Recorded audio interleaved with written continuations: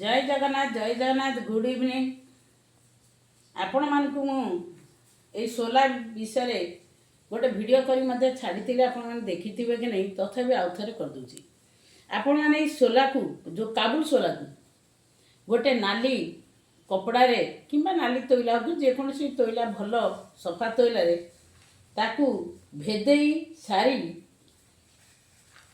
बांधी देवे 2-3 दिन मात्र रखिए। देखु केते सुंदर भाव में गजा हो जाइए।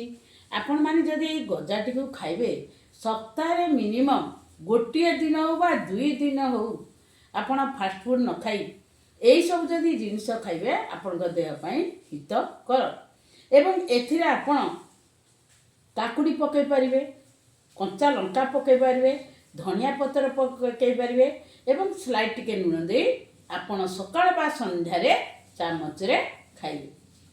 जदि ताकू आपण भाबे भल लागुनी तथापि आपण टिके तेल देई, पियाज देई, धनिया पत्र देई एवं कच्चा लंका देई मध्य खाई पारनी।